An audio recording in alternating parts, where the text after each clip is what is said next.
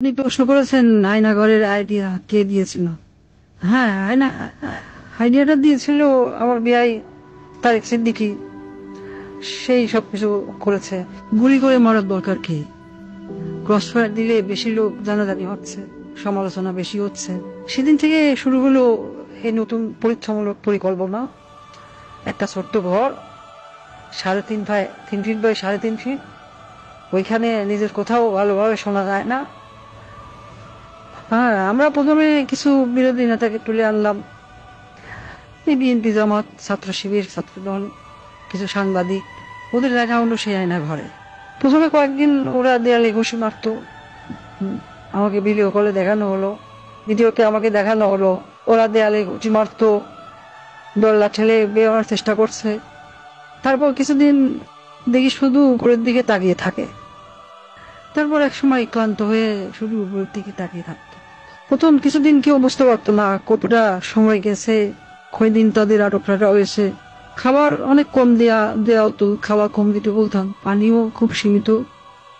কেউ কেউ নিজের আয়নায় নিজের প্রতিবিম্বকে দেখে শত্রু মনে করত, নিজেকেই আক্রমণ করা শুরু করলো। নিজের দেয়ালে নিজের হাত দিয়ে ঘুষি মারলো, হাত রক্তাক্ত করলো। আমার সবচেয়ে সুন্দর দৃশ্য ছিল যখন একজন সাংবাদিক, কি যেন ওর নাম, হ্যাঁ মাসুদ, নিজের নখ দিয়ে নিজের মুখের চামড়া ছিঁড়ে ফেলা চিৎকার করছে। আমার পছন্দ হলো। সারা দেশে আরো বেশ কিছু এরকম আয়নাঘর বানালাম। যুদ্ধপরাধী রাজাকার ছেলে মেয়েদের সেখানে বন্দি করতে বললাম। মাঝে মাঝে 2-1জনকে ছেড়েও দিতাম। ফিরে এসে কেউ কিছুই বলতো না, ওইভাবে বলে দিয়েছিলাম যেন কেউ মুখ না খোলে। ব্যাস, সাপও মরল না, লাঠিও ভাঙলো না।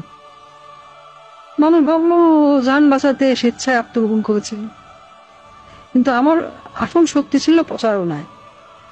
আমার দলের নেতা কর্মীরা, তারাও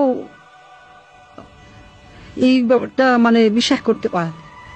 সত্যকে আমরা এমন ভাবে ধামাচাপা দিয়েছি, কেউ বিশ্বাসই করতে পারছে না আয়নাঘর আসলে ঘর বলতে সত্যি কিছু ছিল।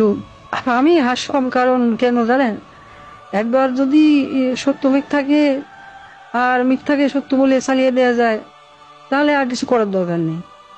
মানুষের মনে সন্দেহ ঢুকিয়ে দেওয়াই যথেষ্ট। আমার বাবা বলতেন, একবার যদি কেউ নিজের চোখে দেখা জিনিসকে সন্দেহ করতে শিখে, তবে সে নিজের জীবনের উপর বিশ্বাস রাখে না। তখনই তুমি তাকে সম্পূর্ণ দখল করে দিতে পারবে। আমি তাই করেছি। আমি তাদের মনের উপর শাসন করেছি। আমি তাদের কল্পনাকে বন্দি করেছি। হাসতায় আজও মানুষ সন্দেহ করে আয়না ভালো বলে সত্যি কিছু ছিল।